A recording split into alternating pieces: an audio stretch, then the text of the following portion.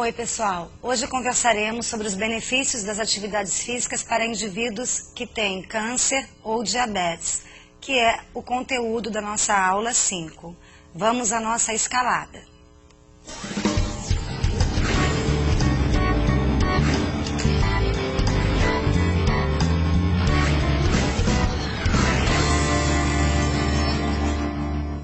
Nessa aula, entenderemos um pouco mais sobre diabetes, sobre câncer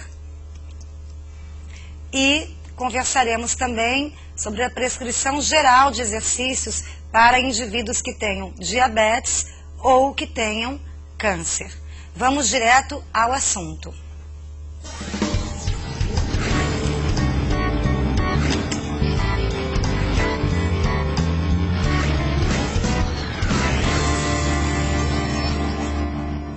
A palavra diabetes mellitus, utilizada para caracterizar a hiperglicemia, ela deriva da antiga palavra grega para sifão, porque indivíduos diabéticos apresentam sede excessiva e maior produção de urina, a diurese aumentada.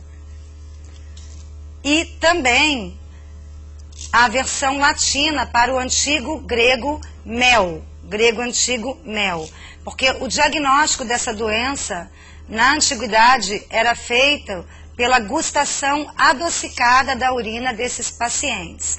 Então a gente vai ter diabetes mellitus como uma palavra que tem uma origem grega, né, e também de uma versão latina em função de características dessa doença. Diabetes mellitus antigamente era considerada uma doença de adultos. Porém, vemos cada vez mais crianças e jovens apresentando esse problema. E diabetes em crianças e jovens está associado a dois fatores importantes: história familiar e sobrepeso. Bom, a gente sabe e já conversou na aula anterior sobre obesidade. Os índices de obesidade eles vêm crescendo nos países desenvolvidos e em desenvolvimento, como o Brasil, e assim a obesidade, a questão da obesidade é que geralmente ela traz outros problemas de saúde junto. Então, é muito difícil um indivíduo obeso não apresentar outras complicações, especialmente diabetes, hipertensão arterial, problemas articulares. Os índices, né, de lipoproteínas e lipídios, que nós vimos também na aula anterior, as dislipidemias alterados, né, concentrações anormais desses lipídios, né, e lipoproteínas no sangue. Então, a obesidade é considerada um fator de risco, né, o excesso de peso para crianças e jovens, e também a história familiar. Só repetindo essa informação, diabetes mellitus não é uma doença mais exclusiva de adultos e idosos. Cada vez acomete mais crianças e jovens. E nós temos duas classificações mais comuns de diabetes. Diabetes tipo 1, que é chamado diabetes insulino dependente, porque esse indivíduo precisa, né, de insulina, denominada insulinoterapia, para normalizar a glicemia sanguínea. E diabetes tipo 2, que vai aparecer em algum momento da vida. Há também outras classificações, como diabetes gestacional, exclusiva do período de gestação, mas nós vamos nos ater aqui nessa aula a algumas características, sintomas e de que maneira os exercícios beneficiam pessoas com diabetes tipo 1 ou tipo 2. E como a gente sabe que a obesidade está associada ao diabetes, também podemos relacionar diretamente os maiores índices de diabetes em função de um estilo de vida negativo, onde eu tenho hábitos alimentares inadequados e também pouca prática de atividades físicas. Então, o que é diabetes mellitus? A primeira caracterização, sempre que existem níveis elevados de glicose sanguínea, então a glicemia sanguínea ela é elevada, caracteriza-se como uma situação de hiperglicemia. É sempre importante que os exames que são feitos, né, que são solicitados pelo médico em função de alguns sintomas ou como exames de rotina, né, os check-ups, o indivíduo atenda a recomendação básica do jejum para que realmente possa ser identificada se há hiperglicemia, né, e qual seria a quantidade de glicose circulando em jejum. Então, o que é importante entender sobre o processo de diabetes? Então, a glicose que está circulando, ela vai servir como energia, é importante para as células do corpo, né? Então, no exercício, por exemplo, a glicose, ela ajuda no fornecimento de energia para os músculos em atividade.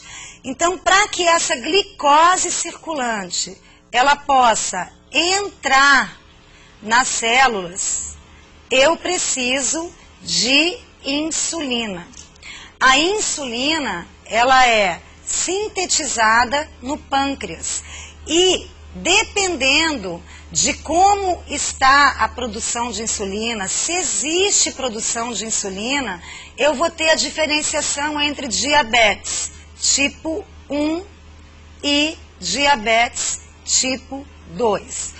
No indivíduo com diabetes tipo 1, existe pouca ou nenhuma, normalmente nenhuma produção de insulina pelo pâncreas. Essa insulina, ela não é produzida porque as células beta do pâncreas, elas estão destruídas, elas são destruídas. Então, não há produção de insulina, o que vai fazer com que esse indivíduo, ele necessite de doses diárias de insulina. Esse é um ajuste feito pelo médico em função do quão severa é a sua hiperglicemia, dos hábitos alimentares e da prática de exercícios físicos. Bem, e no diabetes tipo 2, eu tenho uma situação que é caracterizada por menor sensibilidade dos tecidos à insulina.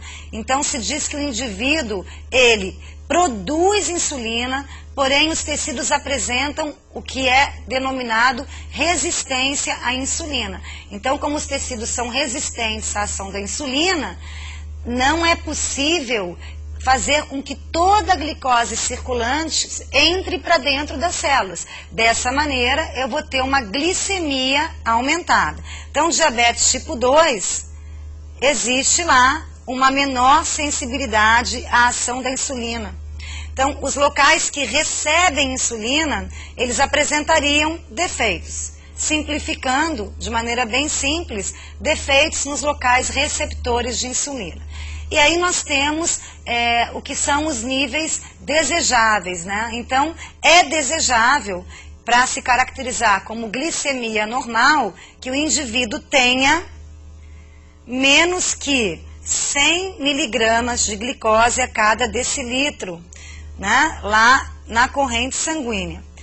O diabetes, ele é diagnosticado quando o indivíduo apresenta 126 miligramas por decilitro ou mais do que isso. Então, entre 100 e 125, a gente tem já uma situação de glicemia alterada, vai caracterizar uma hiperglicemia, porém isso é investigado para ver se não é uma situação excepcional, realmente perceber se o indivíduo ele teve uma alimentação, não cumpriu o jejum, para que isso possa, para que se possa estabelecer com clareza se essa hiperglicemia, se esse aumento acima de 100 miligramas, ele está associado com diabetes.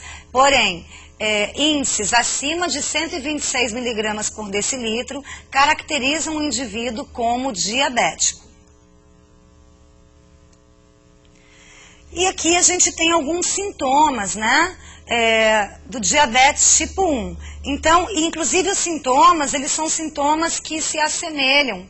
Muitos sintomas podem ser indicativos também de diabetes tipo 2. Então, o indivíduo apresenta urina frequente, muita sede, muita fome. Uma perda de peso que não tem justificativa, ele não está fazendo dieta, ele não está fazendo exercícios, né, e perde peso sem justificativa, se cansa bastante, se sente bastante cansado e também apresenta sinais de irritabilidade, se irrita facilmente.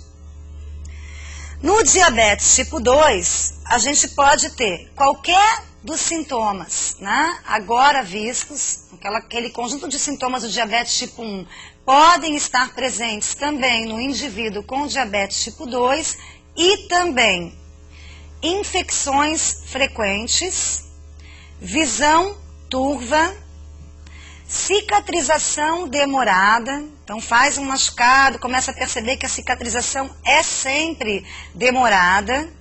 E nas mãos ou nos pés algum tipo de formigamento, chamado também de dormência.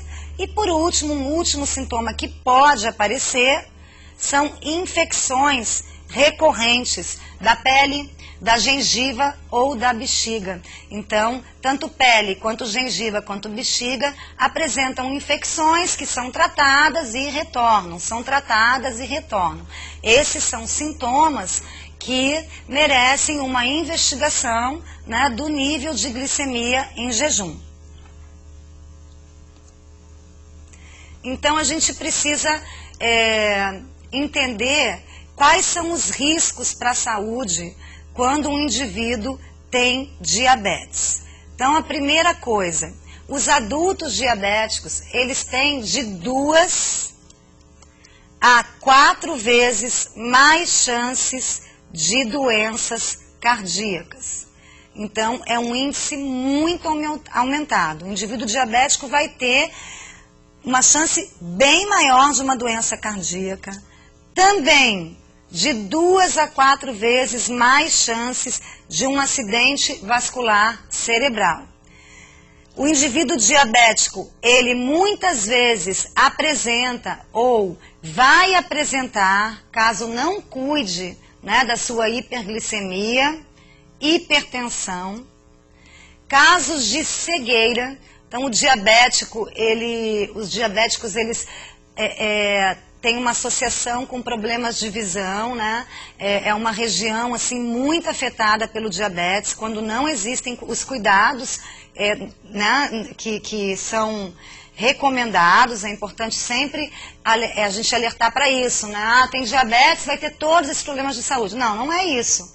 Se o indivíduo adotar hábitos positivos, seguir a recomendação médica, sendo ou não insulino dependente, ele vai viver e vai viver bem, vai ter uma vida normal, né? Vai diminuir o risco de todas as doenças e esses problemas de saúde que eu estou listando aqui. Porém, as pessoas que não controlam, né, que não seguem lá uma rotina de cuidados com alimentação, com exercícios, a identificação do nível de glicose no sangue. Existem vários aparelhos simples, baratos, que o próprio indivíduo vai controlar a sua glicemia. Essas pessoas, elas têm mais riscos para essas doenças e esses problemas que eu estou listando aqui. Então, a doença renal também, ela tem assim, uma incidência grande entre indivíduos diabéticos, podem sofrer amputações em função de dificuldade de cicatrização e infecções, né, nos membros. Doenças da gengiva são bastante comuns em indivíduos diabéticos. E uma coisa muito importante são alguns pontos, né, alguns órgãos e sistemas do organismo muito afetados pela hiperglicemia crônica. Então, a hiperglicemia crônica, ela se associa à lesão, à disfunção, à perda de função, ao mau funcionamento e à insuficiência dos olhos, dos nervos, dos rins, do coração e dos vasos sanguíneos. Por isso, a importância de realmente ter um controle sobre os índices glicêmicos.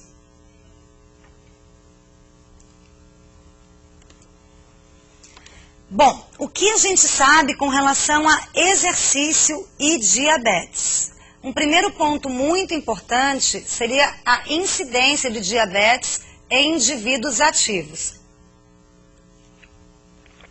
Muitas pesquisas já se preocuparam em tentar identificar a associação entre exercício físico e diabetes. Não só sobre os benefícios dos exercícios para indivíduos que já têm diabetes, que já apresentam diabetes, mas também o papel preventivo do exercício físico.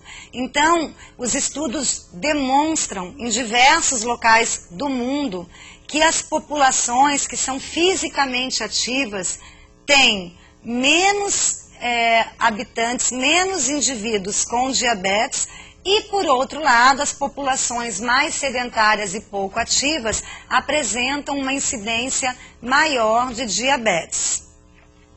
Qual seria o efeito benéfico? A gente já sabe então que o exercício ele tem um efeito protetor, preventivo, já que populações mais ativas, com maior aptidão física, apresentam menos índices de diabetes. Então, qual seria o efeito do exercício num indivíduo que já tem diabetes? Por que ele é benéfico? Bom, o exercício, ele tem como efeito básico proporcionar uma maior captação de glicose pelos músculos em atividade. Os músculos em atividade, eles vão precisar de mais glicose para que haja energia para a contração muscular. Então, no exercícios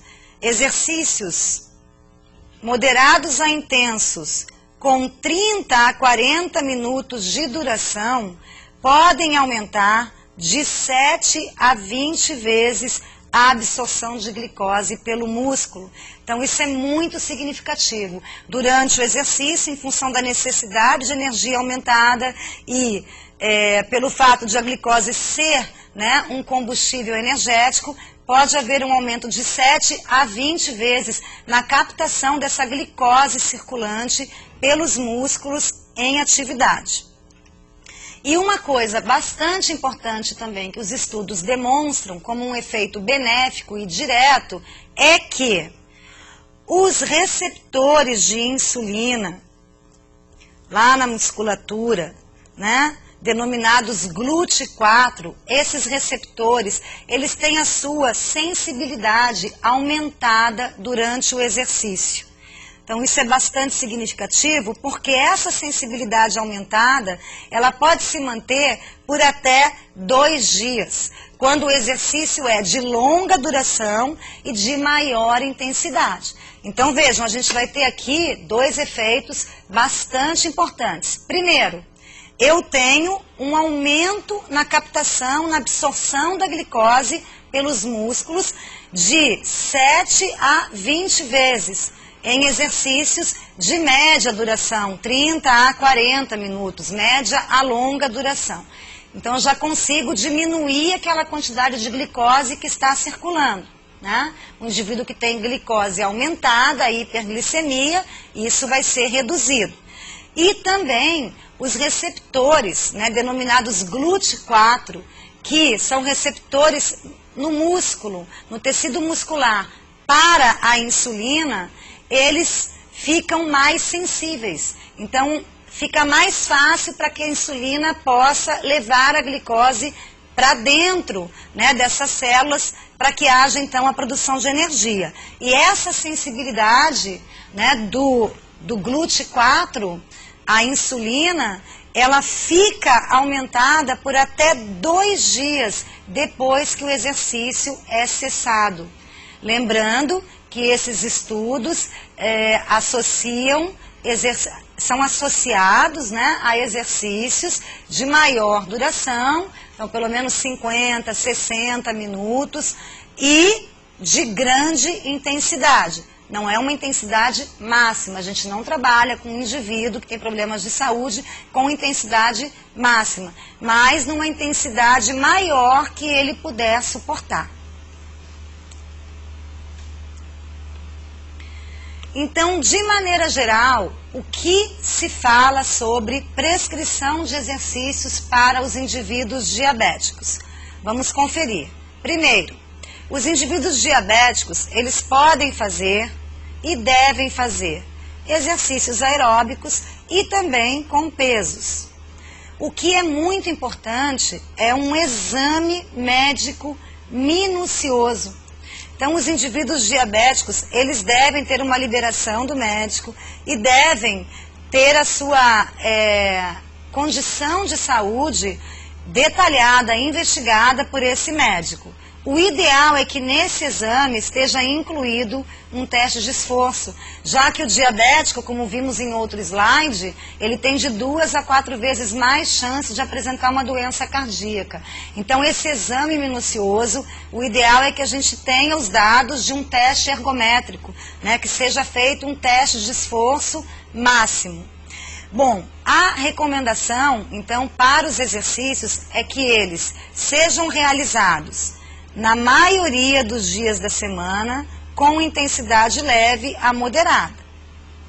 Especialmente quando a gente pensar nos indivíduos iniciantes. À medida que o indivíduo progride no seu condicionamento, eu posso aumentar a intensidade, assim como a gente trabalha com a população aparentemente saudável.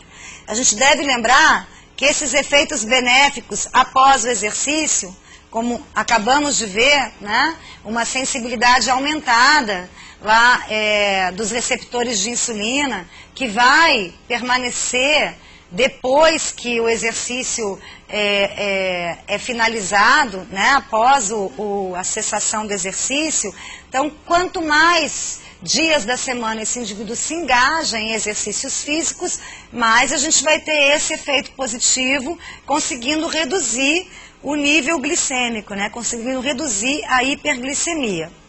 E uma recomendação bastante geral, né, caso o indivíduo não possa praticar exercícios com orientação, é que ele acumule pelo menos 1.000 quilocalorias por semana com atividades físicas. Então, a gente já sabe que a atividade física, ela não necessariamente vai ter uma estrutura específica, né? Quando eu varro a minha casa, eu estou fazendo uma atividade física.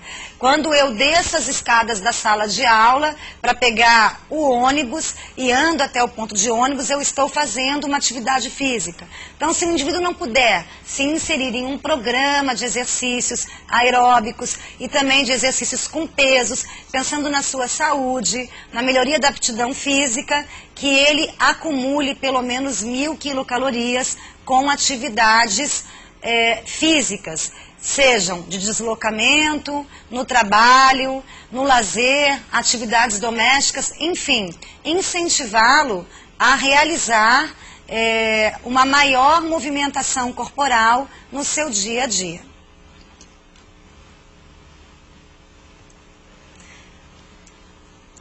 Então, agora que a gente já conversou um pouco sobre diabetes e exercício, vamos conversar também sobre câncer.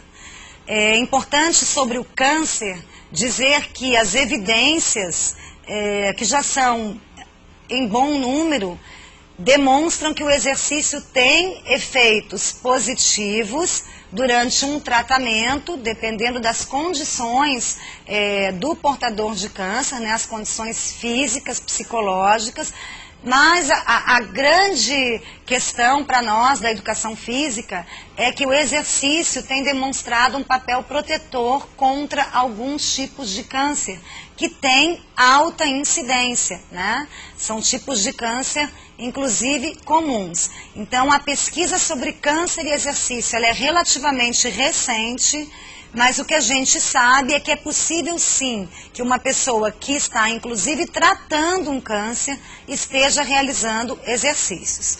Então, a respeito do câncer, o que é importante destacar?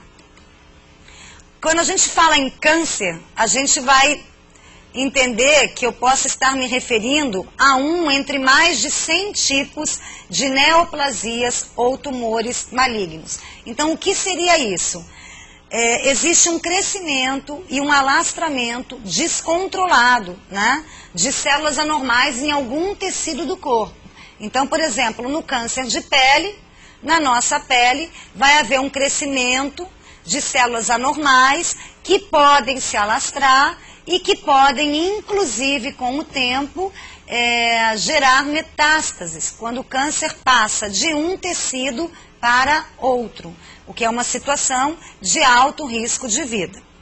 Então, o que também é interessante destacar que essas neoplasias, elas continuam a crescer mesmo após cessar o estímulo inicial de crescimento. Então, por algum motivo, né, a gente já vai ver que isso se relaciona a lesões do DNA, eu tenho um crescimento, um alastramento de uma célula anormal. Ela está com lesões, né? Aquele motivo inicial, mesmo após cessado, essas células, elas podem continuar a crescer, né, de maneira desordenada. Então, a gente tem algumas estimativas aqui, vamos conferir essas estimativas da Organização Mundial de Saúde, de que no ano de 2030, teremos 27 milhões de novos casos de câncer no mundo, 17 milhões de mortes e 75 milhões de pessoas convivendo com o câncer nas suas vidas. Então, 27 milhões de novos casos, 17 milhões de mortes, são as estimativas da Organização Mundial de Saúde para 2030. É muito importante a gente destacar que nos Estados Unidos, por exemplo, já há alguns poucos anos, né, apesar de as doenças cardíacas serem as principais causadoras, né, de morte, a principal causa de mortalidade em indivíduos adultos nos Estados Unidos, os especialistas já indicam que o câncer muito brevemente vai ultrapassar a doença coronariana, né? E que vai ser a primeira causa de mortalidade. Isso se espera também para outros países. Uma redução nos índices de mortalidade por doença coronariana e um aumento nos índices de mortalidade devido ao câncer. E vamos ver então o que o INCA, o Instituto Nacional do Câncer, projetou, né, teve como estimativa para 2012, que também pode ser estendida, de acordo com esse órgão, para o ano de 2013. Então, aqui no Brasil, para 2012, o INCA projetou 257.970 novos casos de câncer para homens e 260.640 novos casos de câncer para mulheres. E importante destacar um aumento expressivo no nosso país do câncer de pele. Por isso que a gente tem essa mensagem aqui, né? Muito importante. Não esquecer do filtro solar, proteção, chapéu, boné, guarda-sol, evitar o sol nos horários mais fortes, de 10 às 16 horas. É uma mensagem de prevenção. O câncer de pele está associado diretamente à radiação, né, solar, e a gente no Brasil observa um aumento nos casos de câncer de pele que podem ser prevenidos simplesmente no nosso dia a dia, cuidando um pouquinho da quantidade e da qualidade dessa exposição ao sol também. Então, vamos conversar um pouquinho sobre o que causa o câncer, né? O corpo humano, ele é formado por cerca de 60 trilhões de células, né? E cada célula, a gente tem lá o DNA das células, né? Essas células, ao longo da vida, o DNA de cada uma dessas células, ele sofre algumas colisões, né? Então, essas colisões, elas provêm de moléculas danificadas, que são chamadas de substâncias oxidantes. Então, 60 trilhões de células, o DNA de cada uma dessas células vai sofrer ao longo da vida algumas colisões, né? E essas colisões, elas provêm de moléculas danificadas, que são chamadas de substâncias oxidantes. Bom, visto isso, o que é importante entender? Que muitos danos ao DNA, eles são reparados ao longo da vida. Então, muitos danos são reparados ao longo da vida. Só que pode haver um acúmulo de lesões não reparadas. Pode haver um acúmulo de lesões não reparadas, né? Então, o que é importante aqui? A gente entender que é possível que se reparem alguns desses danos, né? Dessas colisões que moléculas de DNA sofreram, mas algumas lesões não se reparam e elas vão se acumular. Então, assim, essa célula, ela está afetada. Quando uma célula afetada se divide, a cópia defeituosa dela vai ser transferida. E assim sucessivamente. Então, eu tenho uma célula com DNA que não conseguiu reparar uma lesão, né? É uma célula afetada, ela vai se dividir. A cópia dessa célula afetada, ela vai continuar defeituosa e vai replicando, né? Vai passando esse defeito, né? Transmitindo, digamos assim, de geração para geração. A gente poderia falar dessa maneira. Então, uma vez com defeito, suas cópias também virão defeituosas para as próximas células, né? Para todas as suas descendentes. Então, o câncer e o envelhecimento, eles são atribuídos, em grande parte, ao acúmulo de danos ao DNA. Tanto o processo do envelhecimento como os processos de câncer, eles têm associação com o acúmulo de danos ao DNA. E aí existem alguns fatores que vão contribuir para alterar, né, a normalidade celular, ou seja, processos anormais, né, danos ao DNA que não conseguem ser reparados. Vamos ver quais seriam alguns fatores indicados. Por exemplo, fatores ambientais, como substâncias oxidantes e a radiação, no caso de câncer de pele, né? Fatores endógenos, fatores internos, por exemplo, hereditariedade, algumas deficiências no sistema imunológico, responsável pelas defesas do organismo, e alguns hormônios. Então, existem fatores, tanto ambientais quanto endógenos ou internos, que podem contribuir para esse processo de alteração celular que é anormal. O que é importante também a gente destacar com relação ao câncer? A gente já falou de estilo de vida saudável, positivo, que tem o poder de prevenir contra diversas doenças crônicas não transmissíveis. O câncer é uma doença crônica não transmissível. Então, a boa notícia é que aproximadamente 75% dos tipos de câncer têm relação com o estilo de vida. E por isso, eles podem ser prevenidos. Vamos identificar agora alguns fatores de risco que nós temos condições de controlar. Então, a alimentação é associada a 33% de incidência de câncer, né? Um fator contributivo até 33% para o câncer. Tabagismo, 30%. Consumo de álcool, de 3% a 4%. Alguns fatores reprodutivos para o câncer de mama. Então, é considerado importante que a mãe, que a mulher seja mãe até os 35 anos. Isso é até um fator de prevenção, né? A maternidade tardia, após os 36 anos, ela tem uma maior associação com o câncer de mama. Se sabe também que a amamentação é um fator de prevenção. A importância de amamentar não reside apenas na saúde do bebê, mas também no potencial de prevenção do câncer de mama. Outro fator que também tem a ver com o nosso estilo de vida enquanto comportamento preventivo seria o sexo sem segurança. Então, o câncer de útero, ele está associado a um vírus, né, o HPV, que é transmitido sexualmente.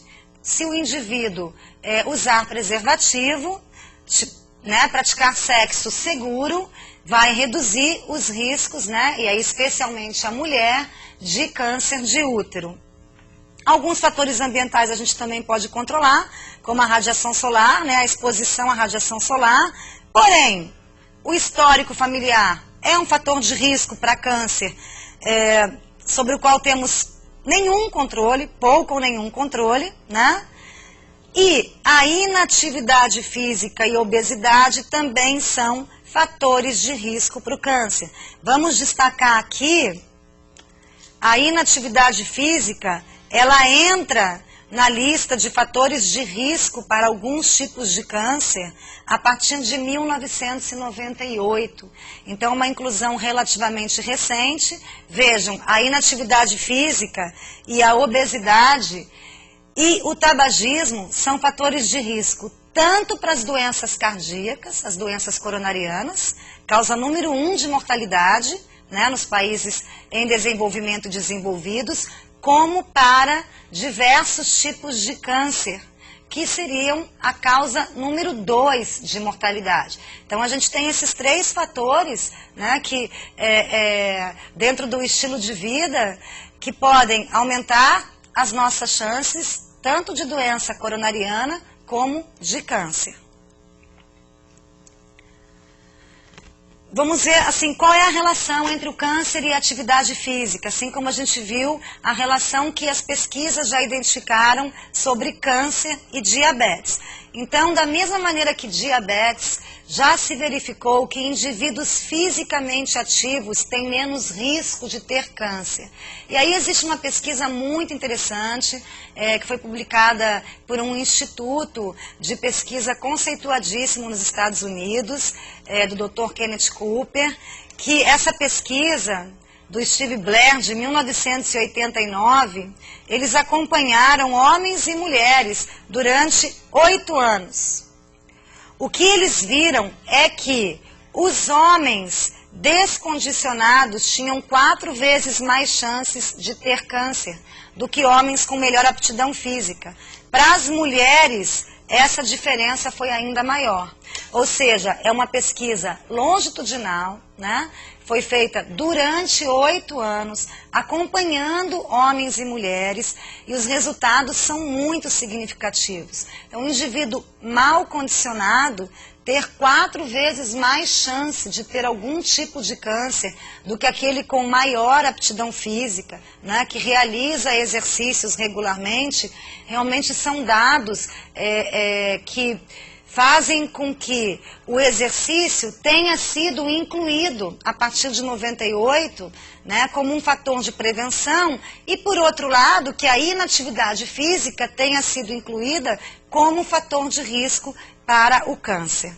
Então, o que a gente sabe é que as células do sistema imunológico, elas ficam mais fortes, elas se reforçam com a prática de exercícios, especialmente exercícios em intensidade submáxima, porque em altas intensidades, próximas ou intensidades máximas, existe um efeito imunossupressor, né? O sistema imunológico ele fica enfraquecido, porém, intensidade leve a moderada, eu tenho um benefício para o sistema imunológico.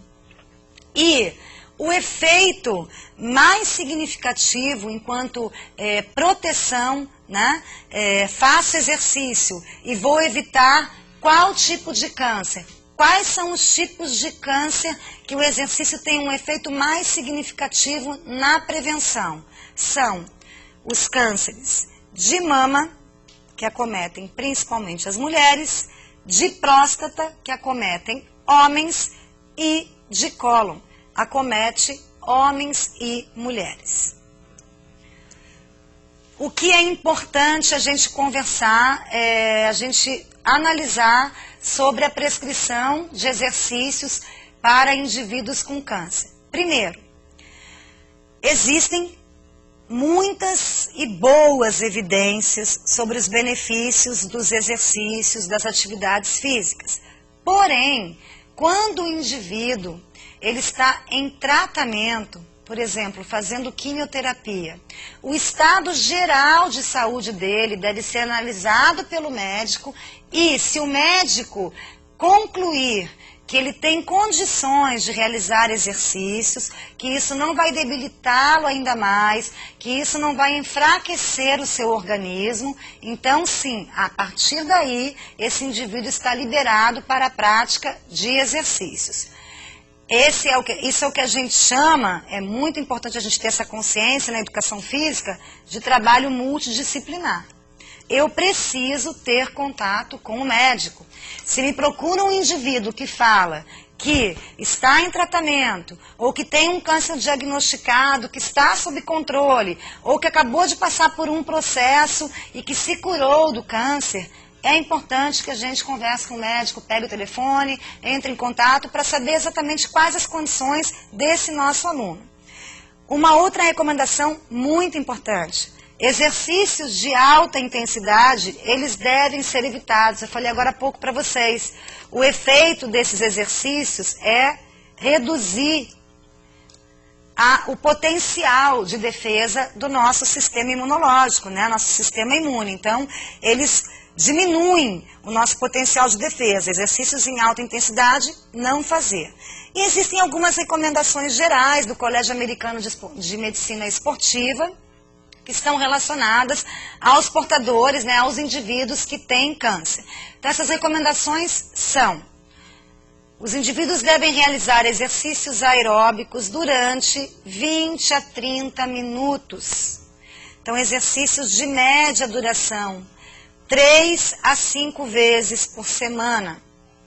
Se o indivíduo estiver com poucas condições de realizar 20 a 30 minutos contínuos, podem ser programados exercícios intermitentes. Então, vou dar um exemplo para vocês. Ele caminha 5 minutos, descansa 2. Caminha mais 5, descansa 2. Mais 5, descansa 2, 5, 2. Total de exercício, 20 minutos. Ele não fez 20 minutos contínuos, mas ele fez de forma intermitente e acumulou os 20 minutos mínimos que são recomendados. Outro tipo de atividade que pode ser feita são os exercícios com pesos, pensando nos principais grupos musculares, que se recomenda são 8 a 12 exercícios, 2 a 3 vezes por semana. Evitar também cargas altas. A ideia aqui é um fortalecimento da musculatura, é aumentar a resistência da musculatura para as atividades do dia a dia. A ideia não é hipertrofia, a ideia não é força máxima, não é força explosiva, e sim aspectos importantes do condicionamento neuromuscular, da aptidão neuromuscular para a saúde. E também podem e devem ser realizados 2 a 3 vezes por semana, exercícios de alongamento, especialmente para os grupos musculares que são mais solicitados no programa de treinamento que o professor prescreve. Além disso, a gente deve destacar que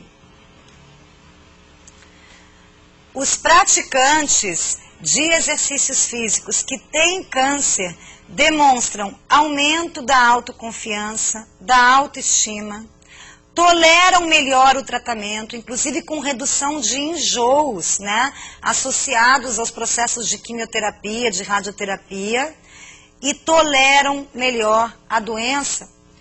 Parecem ter um efeito assim de otimismo aumentado, né, quando estão realizando exercícios físicos. Esses são efeitos para além do condicionamento, mas que são muito importantes para essa população.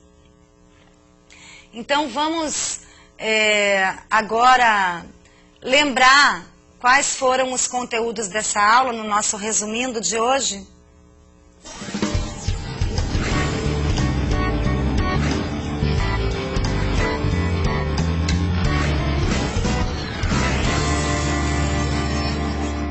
Então, pessoal, hoje na aula 5, a gente focou sobre 2 doenças que têm uma alta incidência na população, né? Diabetes e câncer, sendo o câncer considerado como segunda causa de mortalidade, né, no Brasil e em outros países em desenvolvimento e desenvolvidos. Diabetes também, muito importante lembrar, que antes diabetes uma doença exclusiva de adultos, agora cada vez mais crianças e jovens apresentando, isso bastante associado ao sobrepeso e à história familiar, e a gente falou de algumas características, de como essas doenças elas podem surgir. Sempre lembrem que diabetes está associado à hiperglicemia, né? Então, excesso de glicose circulando na corrente sanguínea. O câncer está associado a lesões no DNA das células, lesões que não são reparadas, e a partir daí uma replicação de células anormais, né, de forma aleatória, descontrolada, né, existe um alastramento dessas células anormais. Então, a gente conversou um pouquinho sobre o que as pesquisas já demonstram quanto ao efeito protetor ou até mesmo de condicionamento, né, de que maneira o exercício vai agir. Lembrem, diabetes, o exercício ajuda na captação de glicose e aumenta a sensibilidade à insulina. E no câncer, o exercício ele pode melhorar, aumentar, né, além de aspectos emocionais como a autoconfiança, a autoestima, a motivação, aspectos psicológicos como a tolerância ao tratamento à doença, mas também tornar a pessoa mais resistente, melhorar o seu condicionamento físico. Então a gente deu uma olhada, viu de maneira resumida quais são as prescrições de exercícios, como eu devo prescrever exercícios para pessoas que tenham diabetes ou que tenham câncer, né? A recomendação que eu dou para vocês é que, uma vez profissionais de educação física, caso vocês lidem com pessoas diabéticas, ou tenham um aluno com câncer, ou que acabou de fazer um tratamento, está numa fase de recuperação, realmente ter o contato com o médico, trabalhar de forma multiprofissional, ler os artigos e os livros que são específicos, que vão dar detalhes de como a gente pode proceder com maior segurança e com maior eficiência. Então, por hoje, ficamos aqui e até a próxima aula. Obrigada. Tchau, tchau.